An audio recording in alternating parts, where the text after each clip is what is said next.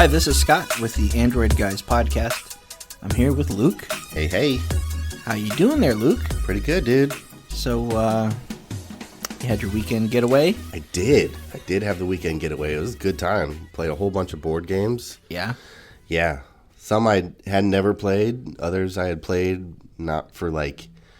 we figured it out. There's this game called Fortune and Glory by the publisher is Flying Frog Games. And it's basically like the board game equivalent of a Indiana Jones movie. Okay. So you're traveling around trying to find these artifacts, and you're getting interrupted by mobsters and Nazis, and it's very early Indiana Jones, like 40s, 50s kind of era stuff. Yeah.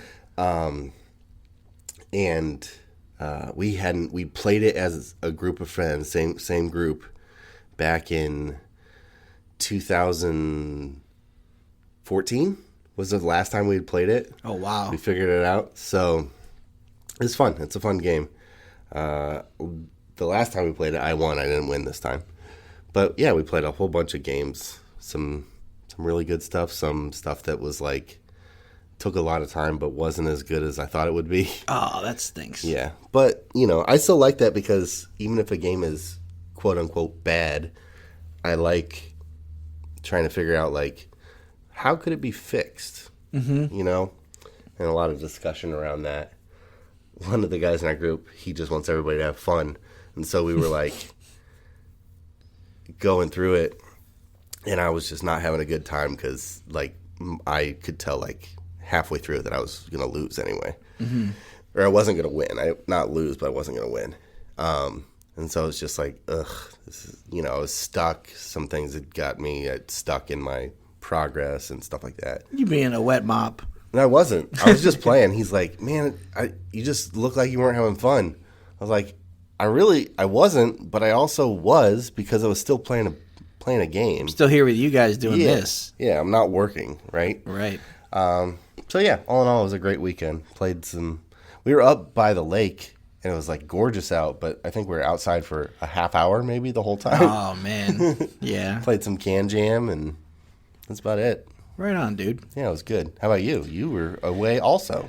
Yeah. We spent a few days in Connecticut and got to just really unplug and check out a quiet little town and, within a 15-minute drive of some other quiet towns and just kind of get a feel for a different lifestyle. Sure. It was really nice to just move at a different pace, not work, and the weather was great, so that, that was nice. I would have been okay if maybe I had to spend some time just chilling in the cottage, watch TV, and just do nothing.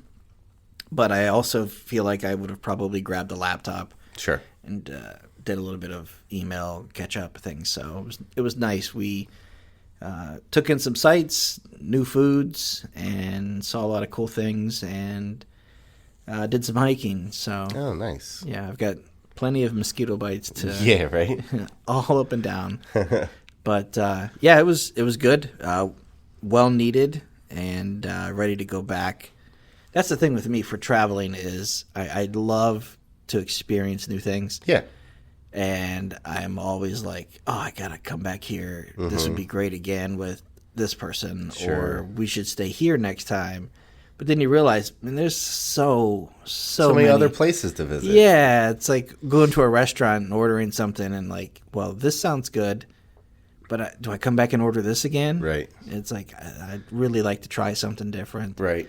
I find myself being that creature of habit where it's I know this is good, so I just want that again. Yeah. Though you can crave something once you've had it too. Sure. So you go to a place and, I want to go back to, other places we've stayed before and traveled to, but I don't know if I'm looking through it with a romantic or nostalgic lens. Sure. And go back and it's like, oh, this isn't quite like I remembered it was. Sure. But,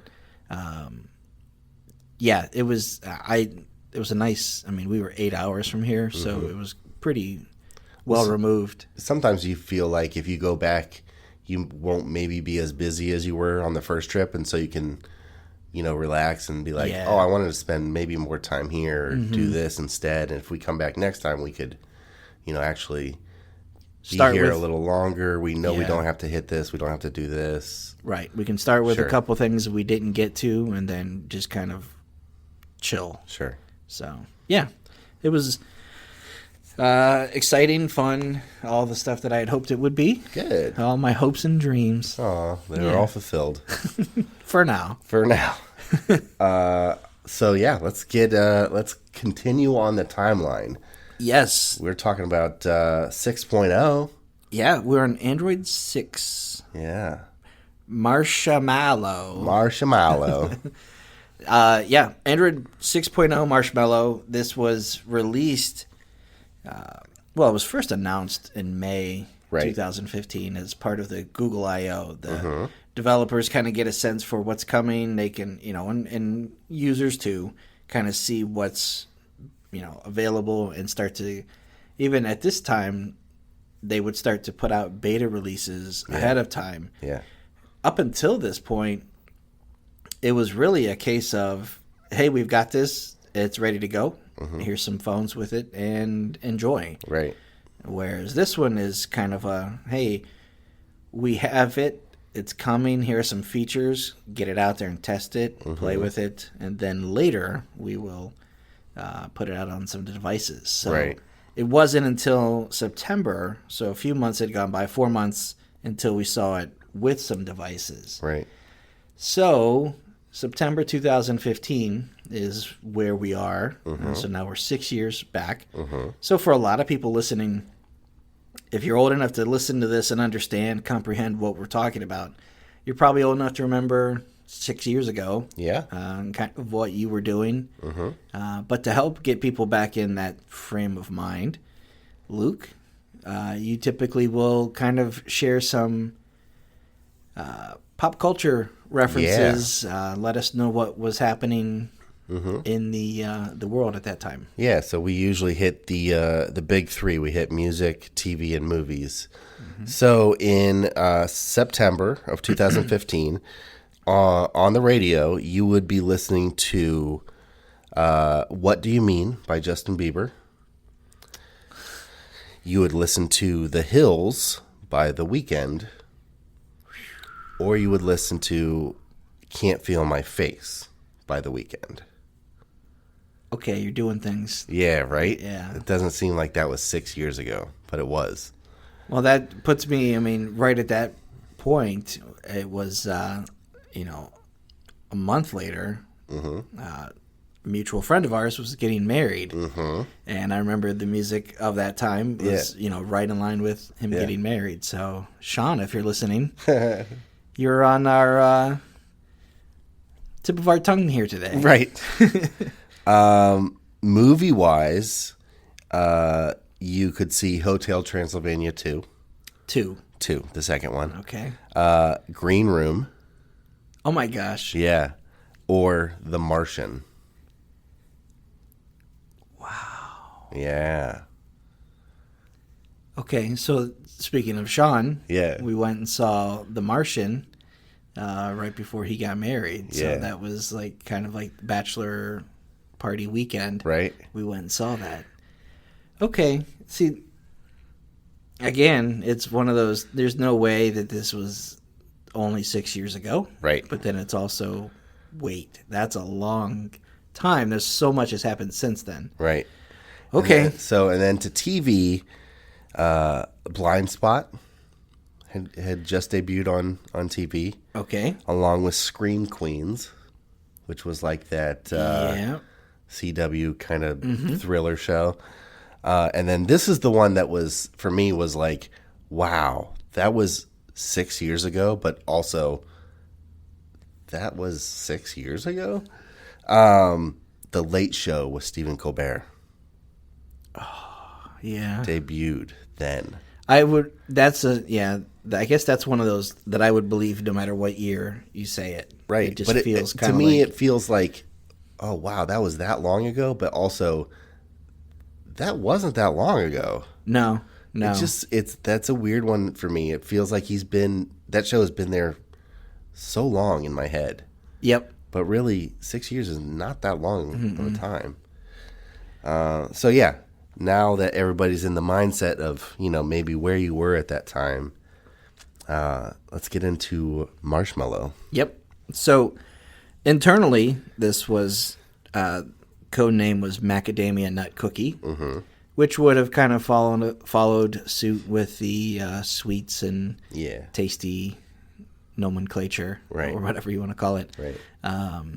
But yeah, Marshmallow also fits the bill. This one was kind of last episode was, the big material design. Yes. So it had a completely different language. Yeah. That kind of changed the way the UI and everything felt. So this one, you can't do that again. Nope. So it's more of a quality of life. But it's also another one of those, if you have a bingo sheet of things, you can mark off things like battery performance and enhanced security and privacy, so all of that stuff. But there are some pretty interesting things that were more specific here. Luke, do you remember much about Marshmallow's release? Not really. Because I think for me, I was kind of at a time where I was in between using Android or iOS, and I also, I think, was just really busy in just other part of life, and so it just wasn't really on my radar. I was out of cell phones by that point. Yeah. So yeah, I don't think I paid as much of attention as I did probably closer to like 2017. Once you get into the first or two generations of Nexus. Right. And actually, I'm sorry, Pixel. Pixel, yeah. So some of the features here, and I remember it being one of those cases where people would ask me, what's different about Android? Right. And, for the first, 6 years, it was pretty easy to kind of point at and say this, and this. Right.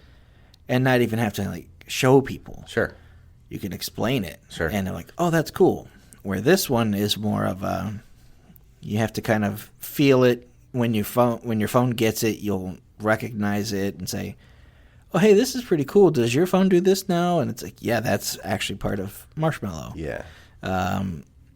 A couple of them here, feature-wise, we write these down.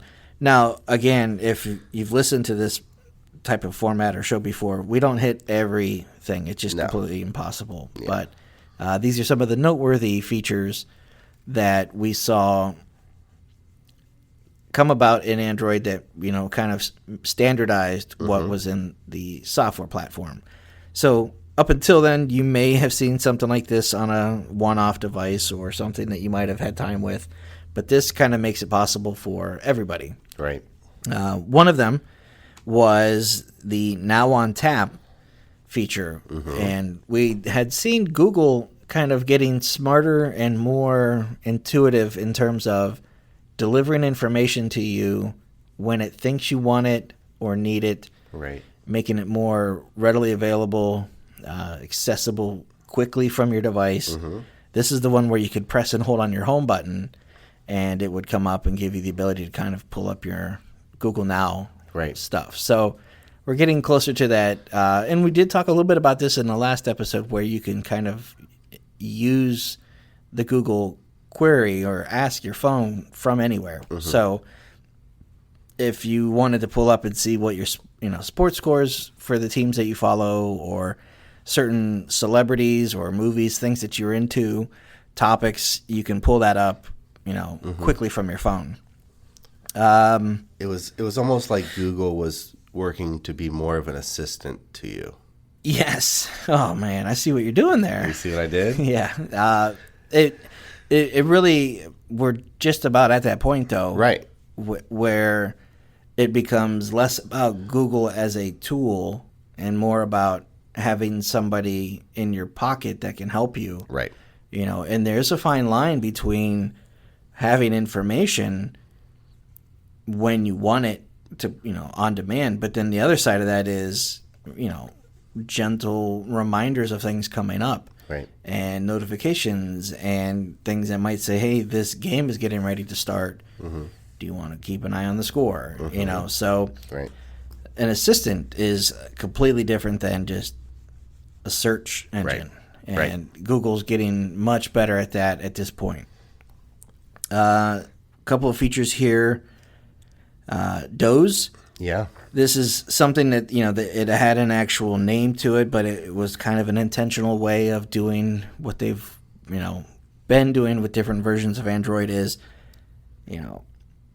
eking out more light from your battery and getting more time with your device between charges. Right. But Doze gave your phone the ability to kind of go into a sleep state. Right. So this is one of those, you don't realize it until later, like, oh, this is my phone seems to last longer than it used to, and some of these apps. One of the big features with Android from day one, was the multitasking. Yes. The ability to hop from app to app without having to kind of reopen, reestablish where you were. Right. But that came with a cost. Right. Your phone is holding on to all these little things that, if you want to hold them in memory or use them, it's going to kind of have an impact on your experience. Right. So Doze was nice because if you went to sleep at night or you sat there for a long period of time and your phone realized that you were not using it or going to, it would pretty much, hibernate or suspend applications to kind of boost that battery. Yeah. USB Type-C support. That one, as we were looking at this list before we started, that one surprised me because USB-C seems still fairly current and new. We don't feel like we've completely separated ourselves from micro USB yet. Right. Where it's a case of, I wouldn't be surprised if this $100 phone has micro USB. Right. C in the flagship, that's, we're a couple generations beyond that. Right. But you're right, 6 years in, it still feels kind of new. Right. You still, when I describe a phone to somebody or show them, I usually point out, oh, it's USB-C. Right. What cable? Well, and to most people, that is, I think, still kind of a selling feature. Mm-hmm. Looking at a phone and going, oh, that's USB-C. Okay, that's what my other stuff has now. Right. I've got a couple of those cables. Right. Oh, can I use my laptop cable? Yeah. You sure can. Yeah. So that's it. It feels like it's been a standard for a while, but it also feels like it kind of had a struggle to kind of just have that clean break. Sure. And we know why manufacturers will still rely on other, older technology or things to bring costs down. But, that's kind of a non-starter now cost-wise for phones. But, so 6 years ago, before, 2015, you might have seen USB-C in a device or two. Sure. But this kind of says, hey, this is in Android now, and it will support it at the platform. Right. One of my favorite features is what they did with permissions here. Is it's only when you need it where you also have the ability to go in and revoke certain permissions. Whenever you want. And that's a big deal. It is. It really is. I remember plenty of times in the first few generations of Android and devices having conversations with people about permissions and what my phone can do and why does this app need my contacts, why does this need my camera, my location, why am I sharing that? Those were genuine curiosities, but also kind of like borderline privacy concerns for people. Sure. Yeah. And we did see developers that would take advantage of things where they would collect data and sell that or use that anonymously. And you agree to it when you download the app, and you don't read the fine print that says accept. Yeah, and prior to this, when you went into the Android market and Google Play Store, you go to install an app, you just basically whole cloth agree to all the permissions. Yep. You want this game, you got to agree to these terms. Yep. And we didn't think about that. No, it didn't matter. But here, it would pop up, and you might play a game, and then if you want to share your placement or your statistics with other people, then it might ask you, do you want to allow permissions to check your contacts? Right. Or to look at your location if you wanted to do something where you're posting a photo online or something. And that was a huge difference for a lot of people. Yeah. And I think if you remember the time before that, it was interesting, but kind of like, I can't believe we used to be okay with that. Yeah.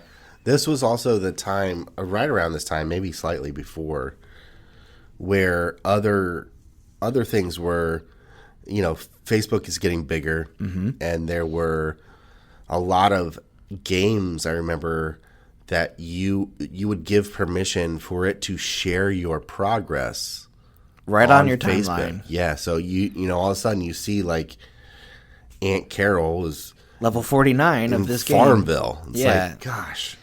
And it's just like over and over. And then you could do it on PlayStation too, where it's, Sean just downed this boss in this game. And you're starting to see you are agreeing to these things because they were cool, but then also at the other flip side of it is, I don't know if it's actually good that I want this posting that I'm playing a game when I'm supposed to be working. Or if something I'm like in that. a certain location in real time, if there's something that tells it, Luke is here, he just posted this photo and it has his location sharing. Right. Well, now I know you're not home, or I know that you are home.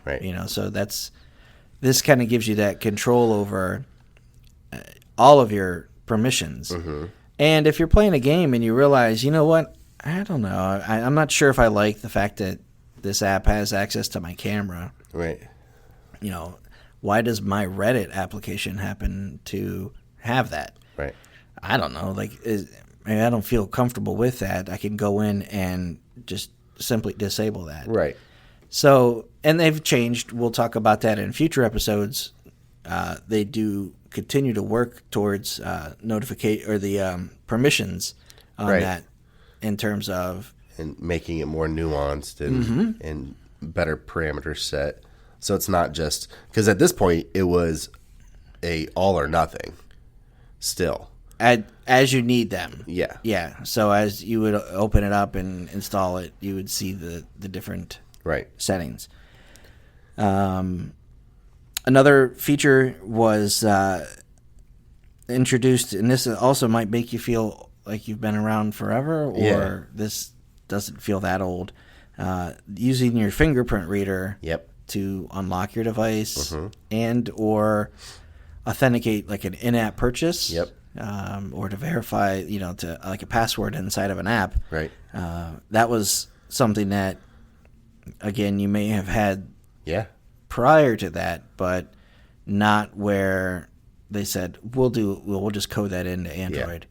And that's one that I feel like is a quality of life thing that just makes sense. Oh, absolutely. I mean, we were just talking earlier today about I switched over, I'm using a Pixel 4a now, and I was previously using the 4XL, and that had Face Unlock, which is a cool feature. It's great.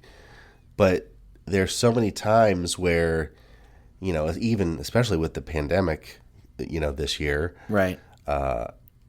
of having a mask on. Yeah. And Face Unlock is just doesn't work. Right. But fingerprint is, unless you're wearing gloves that don't still conduct your fingerprint, which they have those now. Most gloves actually do that anymore now. But it's so much more convenient. It's so easy.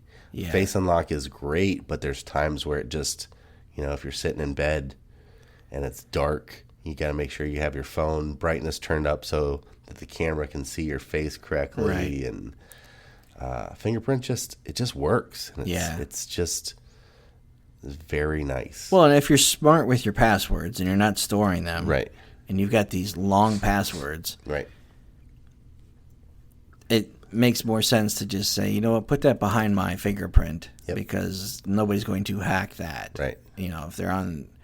If they have my fingerprint, if they have my fingerprint and my phone, then they deserve it. Yeah. I'm probably not in a position to argue about it. Yeah, I don't think I can stop them anyway. Yeah. So, if you're putting in, Google Play, for instance, to order a movie or, add some coins to a game or something. Sure. It just seems to make so much more sense to just tap your finger on it. Yep. At this time, a lot of phones had rear fingerprint readers. And then now, that's migrated and evolved to under display fingerprint readers to just kind of authenticate. Yep. So this was a pretty big moment. Cut and paste got a nice overhaul. A little bit more control of what you can actually select and cut and paste. If you wanted to, it started out way back with the browser. Yeah. But the ability to kind of select all much easier. If you wanted to copy, clipboard, those types of things become more, with Google Keyboard or Gboard, just become much more practical and helpful. Yeah, more intuitive. You could, especially, it's in my head now from switching over to a new device of transferring over authentication keys. Yeah. You half the time, especially if you're doing anything like mobile banking or anything with financial stuff attached to it, you either are using Google Authenticator or you're using two-factor authentication, which is linked to an email or your cell phone number, and you get those texts and you can copy it, and then it just shows up, like you said, in your Gboard, on your clipboard of just a paste right there. Right. And those are some of the things that copy and paste was improved to, I think, broaden the scope of what you can copy and paste. And the little bars that you could kind of drag, became a little easier to kind of, pick up everything but the period at the end of a sentence if you wanted to, and it's kind of weird to talk about something as stupid or mundane as copy and paste. Right. But there was a time where it kind of sucked. Yeah. It was just kind of It's almost difficult. more problems than it was worth. It's almost better to just jot down the thing you want to remember and then switch the app and to just say, hey, remember this number. I'm going to ask you to read it back to me in a second. Right. Or to jot it down separately. One feature we talked about that has kind of continued to evolve is quick settings. Yeah. The ability to, swipe down from your, notification shade and see quick access to Bluetooth, Wi-Fi, flashlight. Yep. Turn on your hotspot. This version of Android gave you the ability to kind of edit those, rearrange, and kind of play with those settings, so you didn't have to go with exactly what was given to you. Right. And kind of goes back to one of the hallmarks of Android is just that choice. Yes. That you don't have to take it the way we give it to you. If you're not using, this feature, why have it show up? Yeah. Drag something else more useful. I mean, one of those things I think that I remembered when this came out, or when I had a phone that had this, was airplane mode. I rarely ever turn on airplane mode. And it was one of, the top quick settings up there. And it's like, you had the ability now to just move it to the end. Yep. And it's like, oh, good. I can actually put something I use here instead of like the blue light mode. Yeah, that's something you might want to manually turn on or off. Blue light settings, battery saver, some of those make more sense to use, or make more sense to specific users, do not disturb mode, NFC, whether or not you wanted to turn that feature on or off. So we're also at a point where casting, that's a thing where for some people they don't cast anything. And then there are people who are constantly casting. So today's phones, it's really easy to say that's priority to me.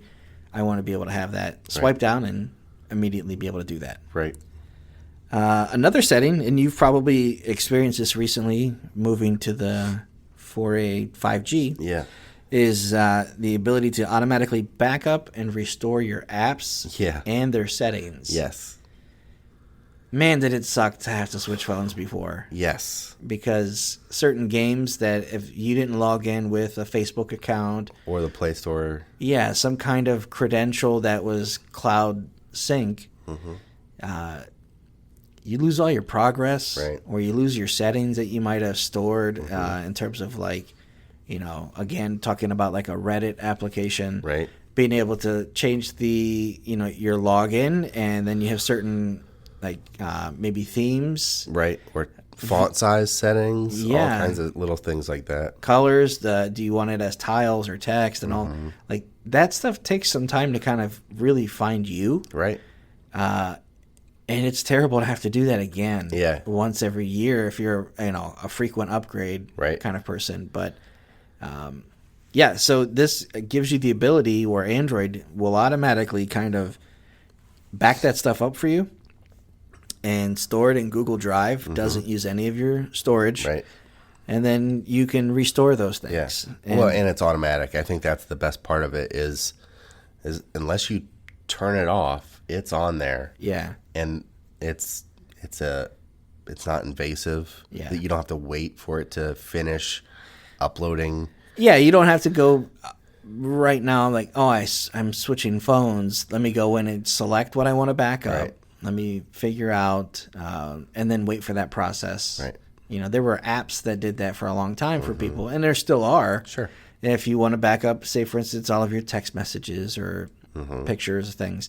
But to have something that says, nope, we know exactly the way you had it set. Let's do that, and it's really gotten better for,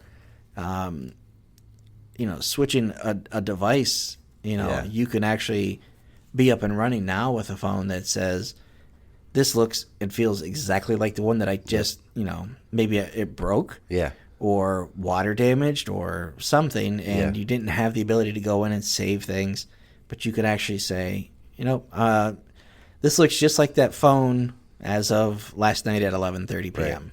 I mean, down to your wallpaper and your screen brightness. Like it keeps it all. It's pretty incredible. So that was again, you can't really explain it to people until they kind of experience. That's one of those things you don't need it until you need it.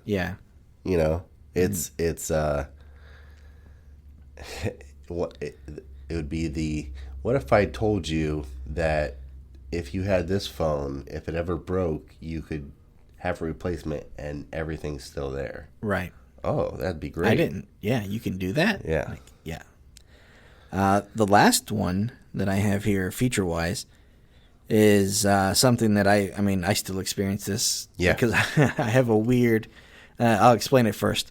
App links and the intention of what you want to do with them. So if you got say I texted you a link to something on Twitter, if you have the Twitter app on your phone, the first time you get that and tap on it, it's going to ask you, do you want to open this in the browser or do you want to open it with your Twitter app?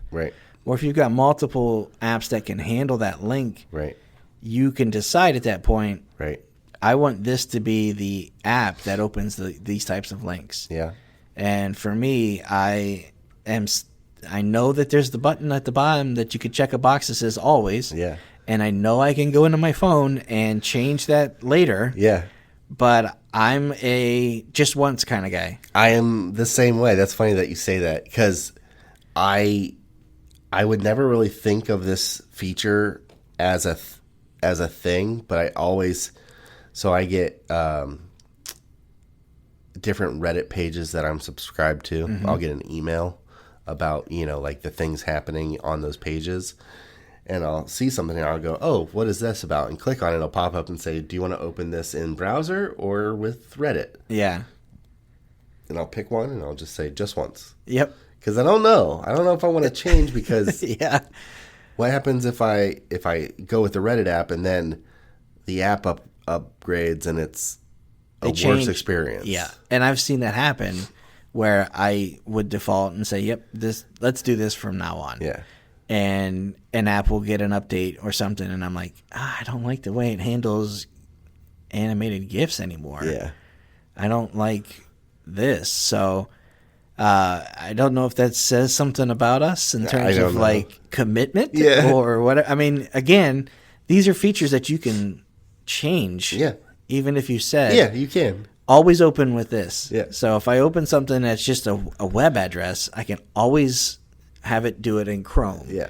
Or if you have if you've got Firefox or another browser on your device. Opera. Yeah. Like you can just say always open. Does anybody have Opera anymore though? If you have Opera, email us. We'll send you a free gift. We have some fun stuff laying around the office here. If you have Opera on your phone, send us a screenshot. Yep. Of you with Opera? Yeah, using Opera. First person to do that, I've got a couple of goodies I'll send you. Yeah. Good luck. Good luck. I think that's about it feature wise. Yeah. It was a good upgrade. It was well rounded. It was. It had a little bit of everything and it had a lot of things that were very much like we've said over and over, quality of life upgrades. Mm-hmm. Just making Android and Google work better for you. Yeah. So we'll take a quick break here, and then when we come back, we will talk about some devices that launched around this time. And these were all three actually specifically to Google this time. Yeah. We've talked about other brands and manufacturers and things that are not Nexus devices, but for this episode, we will talk about three different things from Google that came out. So we'll take a quick break, and then we will be back to talk about hardware.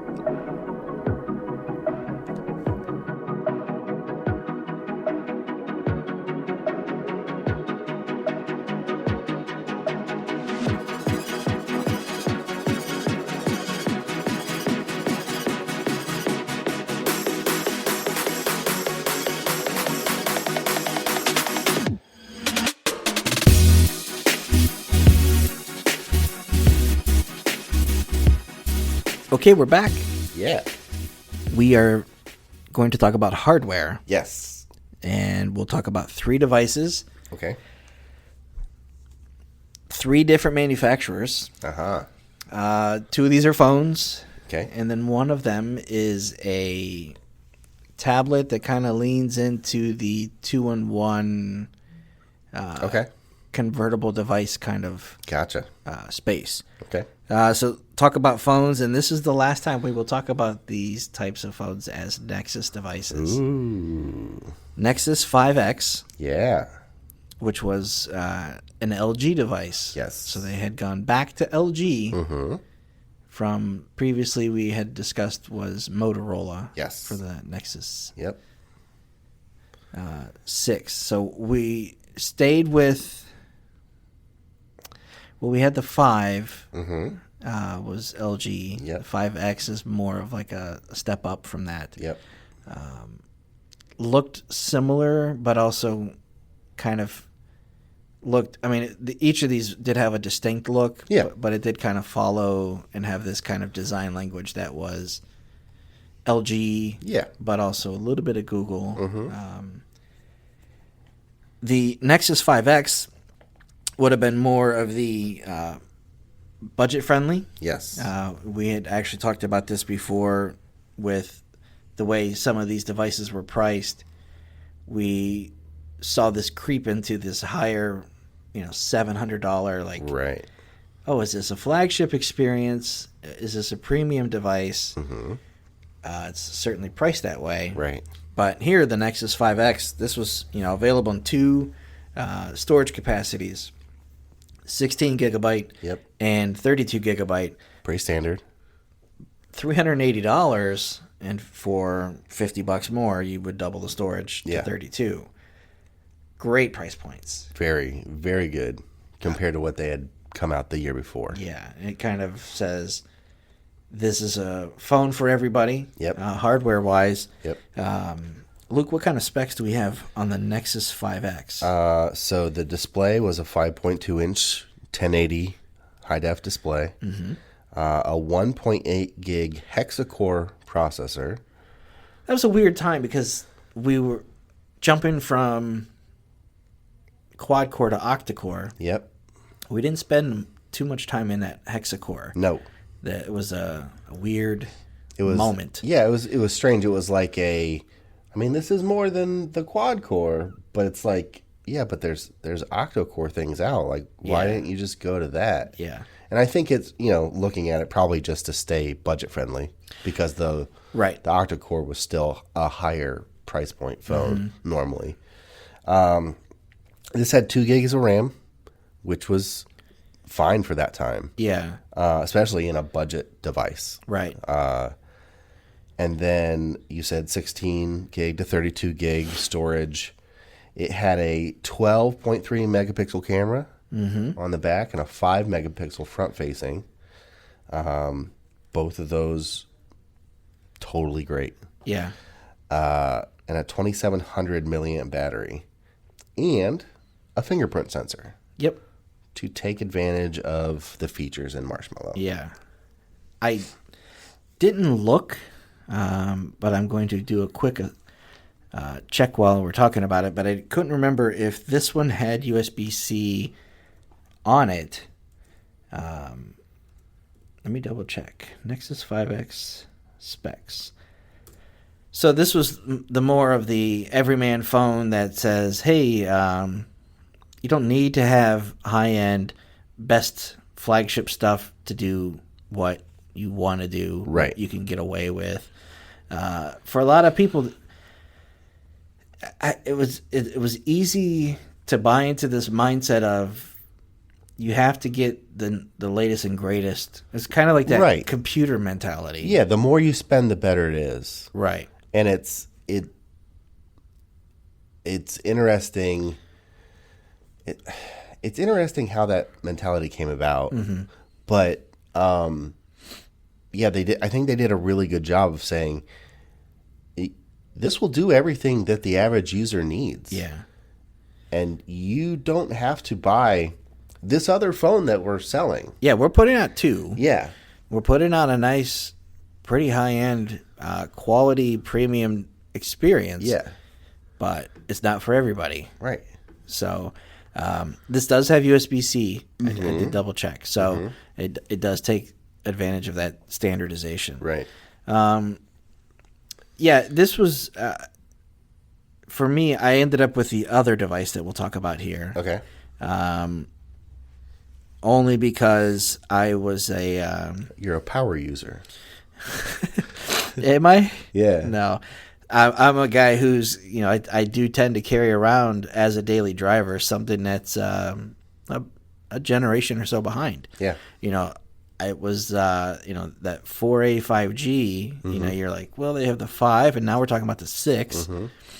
But to be honest, and if you're being honest with yourself, and if you're going to be honest with me, Luke, yeah, it's plenty of phone, right? Absolutely. It's like, okay, it does great. And I started to see a trend right around this time with people that I knew in life that would say, well, now that this is out, I can buy last year's. Yeah. Now that the Galaxy S, 6 right, or whatever, now I can buy the 5. Right. Because it's going to be cheaper. Right. And, and still does everything I need it to do. Yeah, the phone does the exact same things on Tuesday that it did on Monday. Right. And your needs haven't changed. Yep. And you think about games and some of the stuff that you're doing today really hasn't changed in the last few years. Nope. So the Nexus 5X for right around $400 was a pretty easy one to recommend. Absolutely. But when you get into, the next one, you start to get into, 500 up to 650. Right. We're talking about the Nexus 6P, which was manufactured by Huawei. Mm-hmm. And it was a more, I would call it classy looking. Sure. But it was a heavier, more premium design. Yeah, a little bit. It looked premium. Yeah. So tell me about the 6P, Luke. Sure. So display on that one, whole half-inch bigger. It's a 5.7-inch display. And this had a 2560 by 1440 resolution. So really, really crisp text, very, very nice looking display. A 2 gig octa-core processor and 3 gigs of RAM. So this thing was, at that time, was just smoking. Yeah. It did everything you needed to do, no problem at all. Storage-wise, this is why we see the 3 different price points. It had a 32 gig 64 or 128 gig storage. The cameras, though, I think this was the interesting part because it had a 12.3 megapixel camera. Same camera. This one actually, budget. I should point out, I didn't write it down in the notes here. This was a Sony camera that had some other features. Okay, so it had a better sensor. Better sensor because yeah. All right. So but for most people, indistinguishable. Right. But it had an 8 megapixel front facing camera, which meant better selfies. Better duck face. This was still the age of duck face. Oh God. Battery life was also is a 3450 3450 milliamp hour battery. So it could last all day, no problem. Yeah, I loved this phone. Yeah, I had gone at the time to a couple months after this was announced. CES, and went to a Huawei keynote type thing at the start of it. And at the end of it, we were able to pick up either some other unlocked international model or get I believe it was a rose gold version of the 6P. All right. And that was my favorite phone for a long time. Yeah. And I still have it around the office here. Yeah. I just loved the way it looked. I was really into kind of customizing home screens with widgets and apps and launchers and things. And I just remember this particular one looking so much better with the same customization than trying it on another phone in the office. Right. And I think some of that goes to that high resolution. That big screen. Are people able to determine or discern the difference between a 720 and a 1440 or 1080? Maybe. If you're just posting on Facebook and you don't have your settings dialed up, in terms of font sizes and stuff, it's kind of hard to tell. Right. But this was, the kind of phone that, to me was super classy and kind of sophisticated. And it came in a couple of other colors that were, like a silver and a gray and just kind of. And I was really pulling for Huawei at that time, too. Right. I thought that they were on the verge of kind of being this brand where, kind of like HTC a few generations before, where it's actually, we've been making these devices for years. Right. And you don't know about us, but now in the U.S., we're going to make some noise. Yeah. And we're going to have, some nice products at affordable prices compared to, like, say, what Samsung might command for the same specs. Yeah. But this one had, $500, $550, and $650. So it did come with that price. Yeah. It came with, a little bit more of a flagship. And this is when the conversations kind of shifted to, premium materials, premium build, and who determines what that really means. Right. But we'd gotten away from the age of just plastic backs. Yep. Batteries were pretty much no longer removable. Right. And the devices started to get a little bit more sophisticated. Yeah. So that was the Nexus 6P. And then we'll talk about a tablet is what it was. But it was called the Pixel C. So we were right on the verge of, the next generation of phones from Google were the Pixel line. Right. So this was the Pixel C.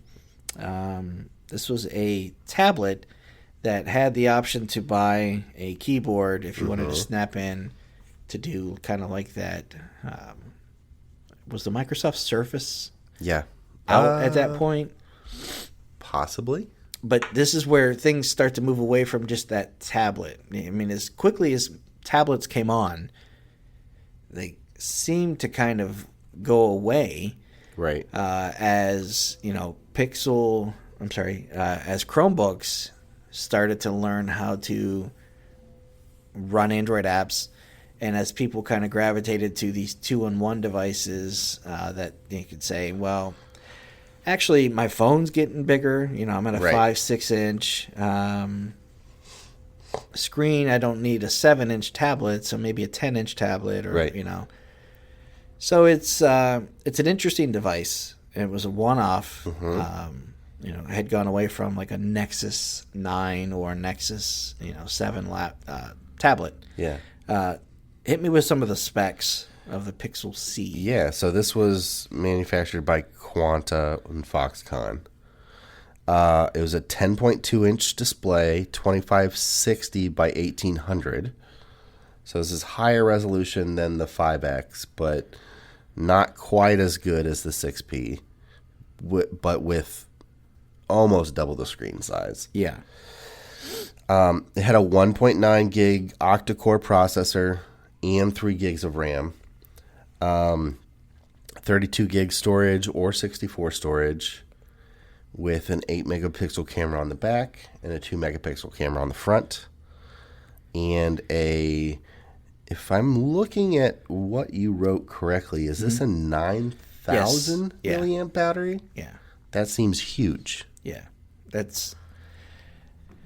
And we did review it, but it wasn't me here. But I remember being very intrigued by the experience of this, because tablets are nice, but as we've talked before, they're more of, for me, a consumption. Yeah. More passive. Whereas, if I need to get things done, I break out a Chromebook. Sure. Or a laptop because I need that keyboard. I'm used to the size, the separation between the devices, right, or the hardware of the device. Right. I thought this was very cool. Yeah. The idea of if I want to use it as a tablet, I can. If I need to get down to business, I can put that keyboard on there. Right. I don't have the price written down of what that ran price wise, but I remember thinking $500 for the 32 gig, $600 for the 64. Seems like quite an ask. If I can get a Chromebook at maybe half of that, right, and be as productive, but that's where my mind was: is it productive? Instead of I've got a tablet, I've got a Kindle, or I've got a Fire HD tablet, right, and so. Am I carrying around two devices? Is this a solution for me to buy, and then maybe instead of two devices, I'm carrying around a tablet and a keyboard? Right. I don't know. I'm really interested to learn more about maybe why they they didn't do this again. Right. Why was it sales wise? Mm-hmm. Was it the industry had evolved? Sure. Because I know that it wasn't long after that Chromebooks picked up the ability to do Android apps. Right. So maybe they just said, well, this is the direction we're going. Right. Internally, it doesn't make sense to do this again. Yeah. But yeah, the Pixel C was an interesting kind of one-off, kind of like the Nexus player, and we didn't talk about that. Yeah. But the Nexus player. Oh, wow. Yeah. Heavy little orb. Right. Yeah. Huh. So when we talk about Android in the next episode, we will talk about devices that are part of the Pixel line. Yes. And really, in my opinion, the first real time that things felt truly cohesive. Yes. Across the board. Yes. And a case where I was excited about Android to show people, regardless of what they had carried around in their pocket. But that's kind of getting ahead of things here. Luke, did you have anything else that you wanted to mention hardware-wise or even feature-wise on Marshmallow before we wrap? No. I think as as we look through this timeline, we're starting to see a really good blueprint of the Android we see today. Yeah. And it's been interesting to see it kind of piece together slowly but surely. Yeah. But I feel honestly from this point on, from Marshmallow on, it really starts to feel like the Android experience that we know now. Yeah. And it's they're really starting to just hone in more and say, okay, how do we make this work with your life? Yeah. Not just how do we make ourselves different from the competition, but more how do we make it so that you aren't thinking about this as Android, you're thinking about this as your phone. Yeah. It's cool. They're doing a lot of things, especially how we're starting to see some of these features evolving into more of the assistant type role. Mm-hmm. It's cool. Yeah, for maybe the last 3 or 4 versions of Android, the pendulum seemed to have swung in different directions with, it wasn't that long ago we were talking about Honeycomb and the Hollow UI for Android 4. Yeah. And, about 2 years later, here we are. We've got material design and a much more intentional look that's more modern instead of kind of like quasi-futuristic, something that could get dated with time. If you look at movies from the 60s, when they try to imagine what life will be like in the 90s, it feels very dated, So to move away from the Hollow to the material and then start to add some of these features, they just felt... And permissions, giving you more control over your anonymity and your security. Yeah, it was like kind of like bumpers in a bowling alley. Sure. Kind of the ball just kind of bounced back and forth a little bit, but we're heading down, about to, I don't say hit a strike because that's just a terrible metaphor. No, we're gonna knock a couple pins down though. Yeah. But so it's an interesting time, just in general with phones, because now we're people who have had 1 or 2 or, and at this point, some people have had 4 or 5 phones that run Android. Yeah. So I think that's it for me. Yeah, man. Cool. This is Scott with the Android Guys podcast and my lovely assistant. And I'm Luke. And that's Luke. We'll see you guys soon.